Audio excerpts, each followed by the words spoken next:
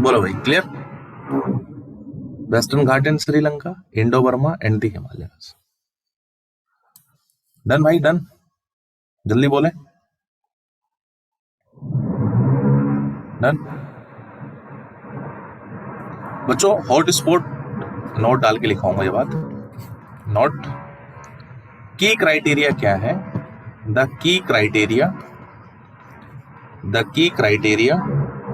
For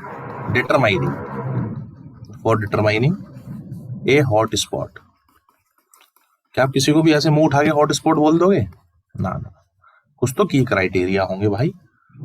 वो 3 की criteria क्या है? Number 1, high level of species richness. High level of species richness, क्या बात सही है? बिल्कुल सही है, स्पीसीज रिचनेस तो होनी चाहिए भाई। Number 2, high degree of endemism. High degree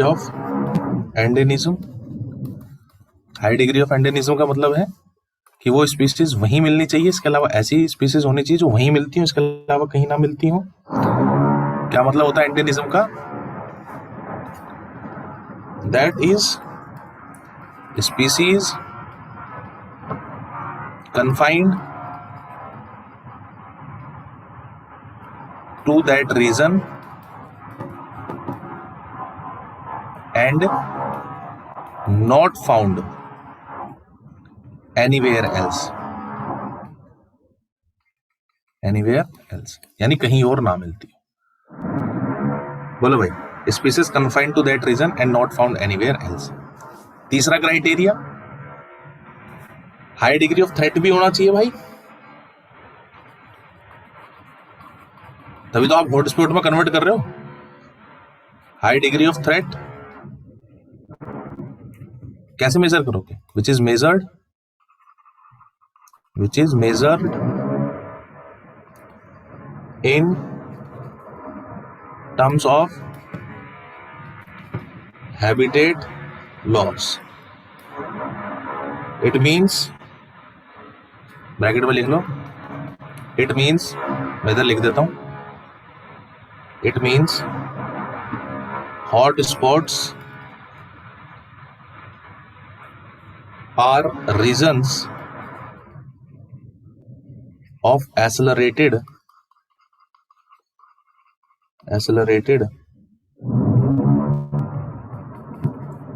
habitat loss। बोलो भाई, क्लियर? ये 3 की क्राइटेरिया होना चाहिए होते हैं। ये आपसे क्वेश्चन पूछा जाता है बहुत ज्यादा कि what are the key criteria for determining a hot spot. Number 1, high level of species richness, high degree of endemism, and तीसरा high degree of threat which is measured in terms of habitat loss. It means कि hot spot वाले region में habitat loss बहुत ज्यादा हो रहा हो, बहुत तेजी से हो रहा हो। बोलो भाई, डन भाई? बोलो भाई, डन है।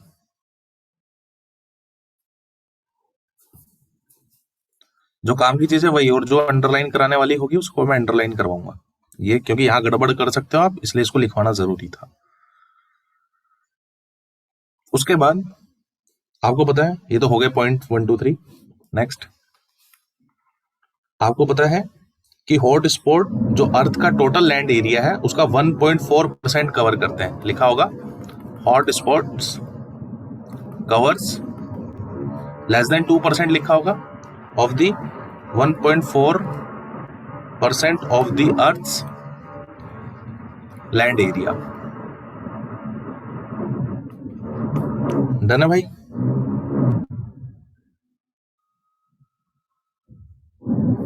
वन 1.4 इज लेस देन 2% हो गया ना? बोलो बच्चों, हॉट स्पॉट बनाने से ये कंसेप्ट बड़ा सक्सेसफुल रहा। हॉट स्पॉट बनाने से क्या हुआ, जो स्पीसीज डाइवर्सिटी लॉस का परसेंटेज था वो 30% तक घट गया। कितना परसेंट तक घट गया? 30% तक कम हो गया भाई साहब। ये कंसेप्ट बड़ा सक्सेसफुल कंसेप्ट रहा। तो although all the biodiversity hot spots put together cover less than 2% of the Earth's land area. Earth के लैंड एरिया का लेस देन 2% कवर करते हैं hot spot.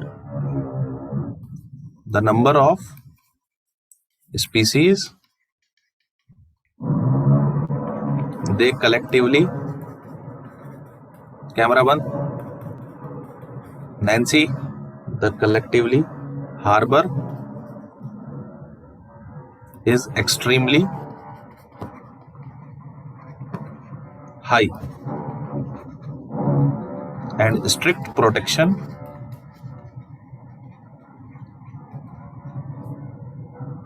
of these hot spots could reduce the ongoing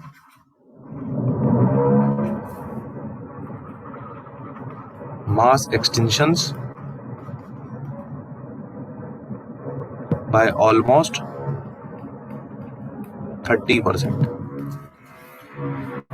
30% तक कम हो गया भाई, ये hotspot पूरे हो गए। टोटल 34 हैं, 3 इंडिया में है। की क्राइटेरिया आपको बता दिया, कंसेप्ट जिसने दिया वो बता दिया, ईयर बता दिया, और हॉटस्पॉट बनाने से क्या फायदा हुआ कि जो हैबिटेट लॉस का रेट था वो 30% से कम हो गया भाई। डन है भाई?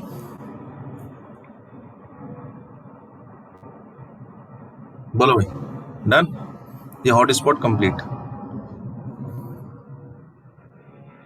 अब आप बड़ी आसानी से पढ़ सकते हो। लिख लिया ना सबने? 30% तक रिड्यूस हो गया भाई। अब यही सारी चीजें यहाँ लिखी हैं बच्चों। एंडेनिज्म इनिशियली 25 थे, बाद में 34 हो गए। इंडिया में 3 है ना, और 2% लैंड एरिया को कवर करते हैं। तो ये जो पॉइंट्स थे वो मैंने सारे पॉइंट्स आपको पॉइंटों में लिखवा दिए, जिससे आप बड़ी आसानी से पढ़ सकते हो। हॉटस्पॉट आपका कंप्लीट हो गया भाई। क्लियर बच्चों? अब बायोस्फीयर रिजर्व्स होते हैं बच्चों, बायोस्फीयर रिजर्व। बायोस्फीयर रिजर्व में आपको एक काम की बात जो याद रखनी है वो मैं आपको बता देता हूँ। टोटल बायोस्फीयर रिजर्व कितने हैं बच्चों? 14। टोटल बायोस्फीयर रिजर्व कितने हैं? 14। नेशनल पार्क कितने हैं? 90। कुछ नेशनल पार्क्स आप नीट के लेवल के लिए याद रख के जाइएगा भैया। 48 सेंचुरीज हैं। तो नेशनल पार्क्स की थोड़ी सी मैं आपको बात बता देता हूँ। तो जो नेशनल पार्क्स होते हैं बच्चों, सॉरी जो ये होते हैं बायोस्फीयर रिजर्व, उनकी कहानी थोड़ी सी मैं आपको बता देता हूँ।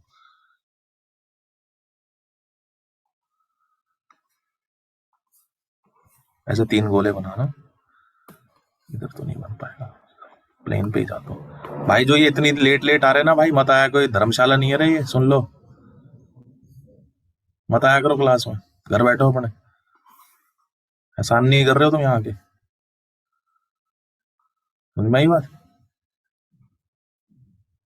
मत आओ, जरूरत नहीं है मेरे को, और कॉल भी नहीं आएगा मेरा, ये भी जान लेना। तो तुम सोचो और मास्टरों की तरह कॉल करेगा, आजा भाई आजा भाई आजा भाई आजा भाई आजा। जरूरत तुझे है, मुझे नहीं। तो चले तो लेट आता है भैया, इतनी लेट मत आया करो, धर्मशाला नहीं है, साफ सीधे बताऊं भाई। पढ़ना है तरीके से पढ़ो, नहीं पढ़ना निकल जाओ।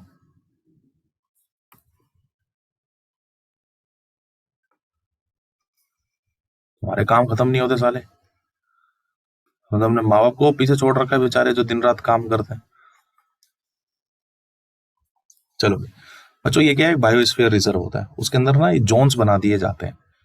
कितने जोन्स दिखाई दे रहे हैं आपको? 3 जोन्स दिखाई दे रहे होंगे। हाईली प्रोटेक्टेड एरिया होता है बच्चों, बहुत ज्यादा प्रोटेक्ट करके रखा जाता है इसको। तो मल्टीपल यूजेस के लिए इसके अंदर क्या कर दिया जाता है, इसको, इस पूरे जंगल को हिस्सों में बांट दिया जाता है, 3 जोन्स में बांट दिया जाता है। क्वेश्चन आ चुका है इसके ऊपर, इंपॉर्टेंट है बच्चों। सबसे बाहर का जोन दिखाई दे रहा होगा, एक ये आपको, एक ये जोन दिखाई दे रहा होगा बच्चों, और एक ये जोन आपको दिखाई दे रहा होगा, एक ये जोन दिखाई दे रहा होगा। दिख रहे हैं ना? कितने जोन्स हो गए? 3 जोन्स हो गए। जो सबसे बाहर वाला जोन होता है बच्चों, इसे बोला जाता है ट्रांजिशन जोन। कौन सा जोन कहते हैं इसको बच्चों? ट्रांजिशन जोन कहते हैं। कौन सा जोन कहते हैं? Transition zone. ये जो दूसरे वाला जोन है, इस जोन को कहते हैं बफर जोन। कौन सा जोन कहते हैं बच्चों? Buffer zone. और सबसे अंदर वाला जो जोन होता है बच्चों, उसे कहते हैं कोर जोन। कौन सा जोन कहते हैं बच्चों? Core zone. तो ये बायोस्फीयर रिजर्व के 3 जोन्स हैं। There are 3 zones of biosphere reserves.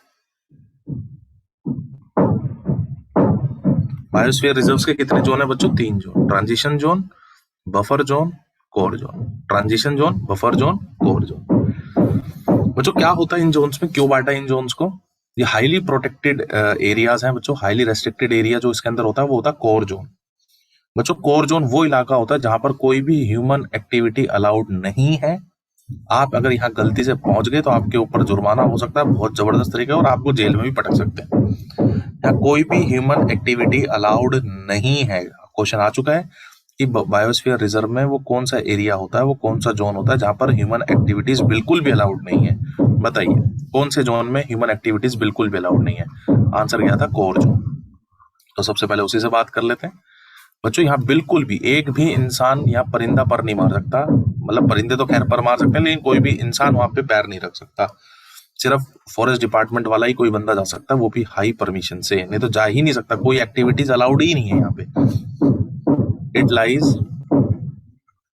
Eight the centre, it lies at the centre. अरे बात समझ में आ रही है? Where no human activity, no human activity is allowed. तो कहां पर कोई भी ह्यूमन एक्टिविटी अलाउड नहीं है? कोर जोन में। नंबर 2 कौन सा जोन है? Buffer zone. बफर जोन में आप जा सकते हैं, घूम फिर सकते हैं, थोड़ा बहुत रिसर्च के काम कर सकते हैं। जब आप बॉटनी डिपार्टमेंट में जाओगे तो थोड़े रिसर्च के काम यहाँ पर कर सकते हैं, घूम फिर सकते हैं यहाँ पर। ठीक है भाई?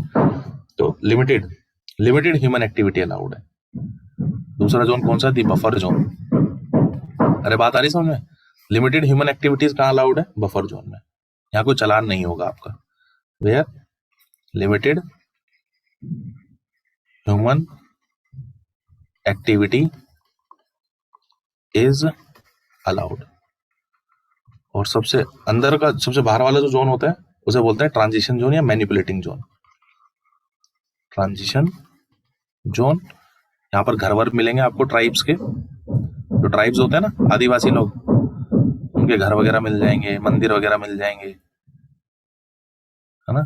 तो ये मिल जाएंगे आपको इस इलाके में, ट्रांजिशन जोन।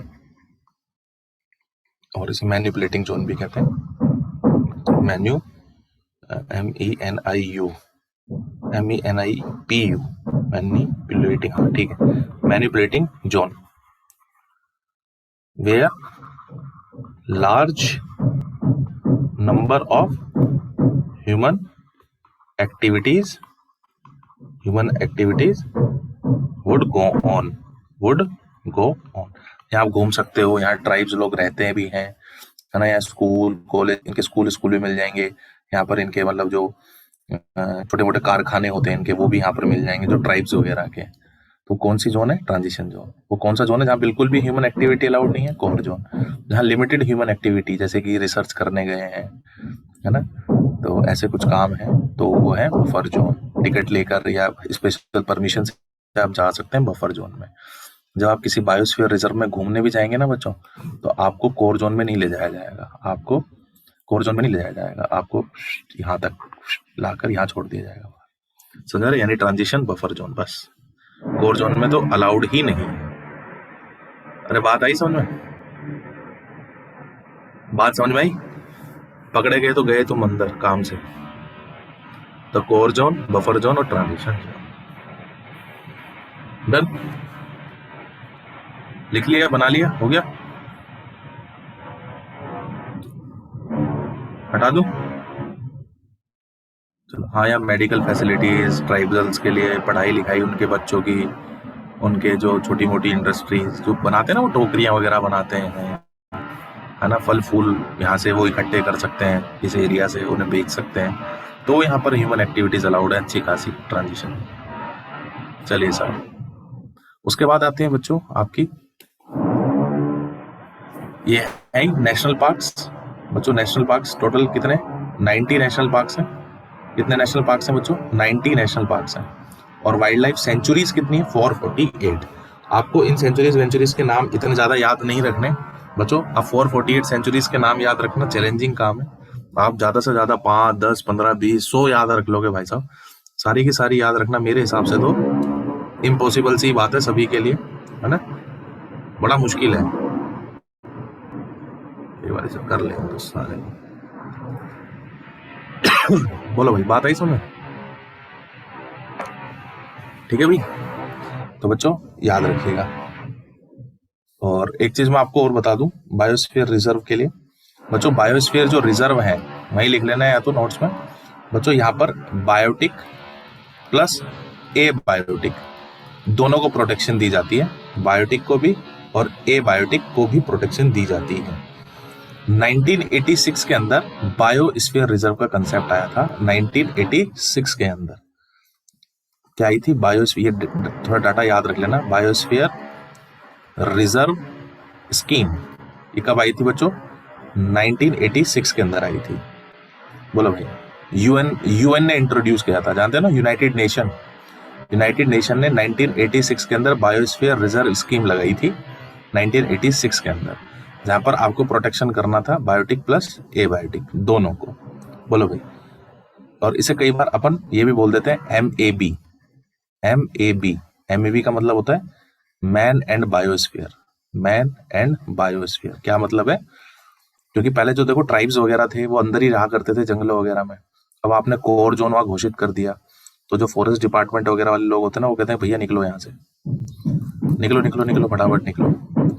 तो लोगों ने सोचा, जो सरकार ने सोचा या UN वगैरह वालों ने सोचा कि बोले ये तो गलत हो जाएगा कि आप एक तरफ तो बायोटिक मतलब जो पेड़ पौधे हैं, जो जानवर हैं, उनको प्रोटेक्शन दे रहे हो, लेकिन इंसानों का तो घर हटा रहे हो आप वहां से, इंसानों का तो नुकसान कर रहे हो। क्योंकि आपको पता है ये तो यहीं से अपने जानवरों को चराते थे, यहीं से लकड़ी लिया करते थे, यहीं से खाना पीना खाते थे, और यही ट्राइब्स वगैरह जो होते हैं आदिवासी वो यहीं रहते थे। तो इसलिए उन्होंने कहा कि बायोस्फीयर रिजर्व के अंदर एक कंसेप्ट आप और इंट्रोड्यूस करिए MAB का। UN ने कहा मैन एंड बायोस्फीयर का। मैन एंड बायोस्फीयर का मतलब कि आपको पेड़ पौधे जानवर तो बचाने ही है, उसके साथ साथ आपको ये भी कोशिश करनी है कि जो वहाँ के लोकल ट्राइब्स हैं उनका घर, मतलब उनको वहां से जंगल से बाहर ना फेंका जाए। तो इसलिए उनके घर बनाकर दिए गए, कहाँ पर? ट्रांजिशन जोन में। याद आ रहा है आपको? ट्रांजिशन जोन बनाया था, उनको बोला कि आप यहाँ से तो चले जाओ, लेकिन आप जंगल से आपको बाहर नहीं फेंक रहे, आपको जंगल से दूर नहीं कर रहे, आप जंगल में ही रहें, लेकिन इस वाले एरिया में रहें आप यहाँ से, क्योंकि यहाँ खतरा है, क्योंकि यहाँ रहोगे तो यहाँ जानवर आपको खा जाएगा, नहीं तो आप जानवर की हंटिंग कर दोगे, तो ये ठीक नहीं है। आप बाहर के एरिया में रहो, वहां पर उनको फॉरेस्ट डिपार्टमेंट वाले या फॉरेस्ट जो मिनिस्ट्री होती है उनको हेल्थ फैसिलिटी, एजुकेशन फैसिलिटी या और भी बहुत सारी सर्विसेज उनको प्रोवाइड कराते हैं वहां पर लोग। तो इसलिए इसको बोला जाता है मैन एंड बायोस्फीयर। समझ गए होंगे क्या मतलब है मैन एंड बायोस्फीयर का? कि आपने जंगल को भी सुरक्षित कर लिया और वहां के जो लोकल लोग थे, जो लोकल ट्राइब्स थे, जो उनका कल्चर था, उसको भी आपने बचा के रख लिया, उसको भी खत्म नहीं होने दिया। बोलो भाई, डन भाई? बोलो, मेरे हिसाब से क्लियर है भाई। तो ये 90 नेशनल पार्क और सेक्रेड ग्रोव्स। बच्चों सेक्रेड ग्रोव्स आपको याद रखने कहाँ कहाँ पर है सेक्रेड ग्रोव्स, ये आप अपने नोट्स में जरूर लिख लेना। सेक्रेड ग्रोव, बच्चों सेक्रेड ग्रोव्स की मतलब धार्मिक आस्था से जुड़े हुए हैं ये, क्योंकि कुछ लोग मानते हैं कि पेड़ पौधों में उनके भगवान बसते हैं। तो ये सेक्रेड ग्रोव्स ऐसे ही इलाके हैं जहाँ पर ये लोग पेड़ पौधों को नहीं काटने देते, ये पूजा करते हैं पेड़ लोग, जैसे अपन लोग भी पूजा करते हैं पीपल की, कि पीपल में भगवान बसते हैं, तुलसी की पूजा करते हैं, पीपल की पूजा करते हैं। तो ये जो लोग होते हैं ये क्या करते हैं? जंगलों की रक्षा करते हैं, ये पेड़ पौधों की पूजा करते हैं, धागे बांधते हैं उस पर, है ना। तो इसलिए इन इलाकों को सेक्रेड ग्रोव्स कहा जाता है। आपने बिश्नोई का नाम सुना होगा, बिश्नोई समाज, जिन्होंने सलमान खान के ऊपर भी केस कर रखा है। बिश्नोई समाज राजस्थान में मिलता है। तो बिश्नोई का मतलब होता है 20+9, यानी टोटल उनकी जिंदगी के 29 नियम है, 29 रूल है ना। तो उसमें से एक डिसिप्लिन उनकी लाइफ का ये भी है कि उनको जंगलों को बचाना है, इसलिए उन्हें बिश्नोई कहा जाता है। उनकी लाइफ के 20 नोई यानी 20+9 टोटल 29 उनकी लाइफ के अंदर क्या है? रूल्स हैं, डिसिप्लिन हैं। तो उनमें से एक डिसिप्लिन ये भी है कि उनको जंगलों को बचाना। तो ये लोग लोकल ट्राइब्स हैं, आदिवासी लोग होते हैं, ये बचाते हैं। तो ऐसे इलाकों को जो वहाँ के लोकल ट्राइब्स बचा रहे हैं, तो उन्हें हम क्या कहते हैं? Sacred groves. आस्था से जुड़े हुए हैं भैया ये। बहुत सारी स्पीशीज ऐसी हैं जो लगभग लगभग खत्म हो चुकी हैं, लेकिन वो आपको कहाँ मिल जाएंगी? सेक्रेड ग्रोव्स में मिल जाएंगी। प्लेनेट अर्थ से खत्म हो चुकी हैं, लेकिन वो कहाँ मिल जाएंगे? आपको सेक्रेड ग्रोव्स में मिल जाएंगी। ऐसी भी बहुत सारी स्पीसीज हैं। तो ये कहाँ मिलेंगे आपको सेक्रेड ग्रोव्स? हिंदुस्तान के अंदर खासी एंड जयंतिया हिल्स, मेघालय की खासी और जयंतिया हिल्स। अरावली हिल्स राजस्थान की, ये गुड़गांव से स्टार्ट हो जाती है। अरावली हिल्स ये पूरा राजस्थान का, ये जयपुर वाला बेल्ट होते होते हमारे अरावली हिल्स में आता है। अरावली हिल्स ये राजस्थान में। Western Ghat region of Karnataka Maharashtra, Karnataka Maharashtra वाला बेल्ट मैंने आपको समझाया था लेक्चर नंबर 1 में, अगर आपको याद आ रहा हो। वेस्टर्न घाट ये रीजन भी है सेक्रेड ग्रोव का। और सरगुजा, चंदा और बस्तर ऑफ मध्य प्रदेश। सरगुजा, चंदा और बस्तर। बस्तर वैसे अब छत्तीसगढ़ में आता है, लेकिन एनसीईआरटी के अकॉर्डिंग आपको मान के चलना है, पुरानी एनसीईआरटी है कि मध्य प्रदेश। बस्तर अब छत्तीसगढ़ के में है, अगर आपको पता हो, थोड़ा बहुत नॉलेज हो, न्यूज वगैरह आप लोग पढ़ते हो देखते हो तो। सरगुजा, चंदा और बस्तर ये कहाँ है बच्चों? मध्य प्रदेश के अंदर। बोलो भाई। तो लिखा है in Meghalaya the sacred groves are the last refuges for a large number of rare and threatened species। लिखा है ना, इन मेघालय, जो मेघालय के सेक्रेड ग्रोव्स हैं, are the last refuges for a large number of rare and threatened plant। Rare मतलब, rare मैंने बताया था ना, जिनका नंबर कम हो। नंबर कम किस कारण से? एंडेमिक हो, जो वहीं मिलते हो, या जिनका बायोटिक पोटेंशियल कम हो। और थ्रेटेंड यानी जिन पर खतरा बना हुआ हो, वो स्पीसीज भी आपको सेक्रेड ग्रोव्स में देखने को मिल जाएंगी। और वो वहीं पर बची हुई हैं, लगभग ऑलमोस्ट तो खत्म हो गई है। बोलो भाई। तो सेक्रेड ग्रोव्स कहाँ है बच्चों? खासी एंड जयंतिया हिल्स, कहाँ पर? मेघालय की, राजस्थान की अरावली हिल्स, ये गुड़गांव से स्टार्ट हो जाती है पूरी Aravalli hills. Western Ghat reason, वो याद आ जाएगा, कोई रटने की चीजें नहीं है। देखो वो अगर आपको याद हो, मैंने मैप बनाया था, तो वेस्टर्न घाट मैंने आपको दिखाया था। वेस्टर्न घाट रीजन कर्नाटका महाराष्ट्र वाली बेल्ट पूरी की पूरी आपकी केरला तक। एंड दिस सरगुजा, चंदा एंड बस्तर ये मध्य प्रदेश में। बस्तर आपको मध्य प्रदेश में ही मानना है, बस्तर छत्तीसगढ़ में आता है। इन मेघालय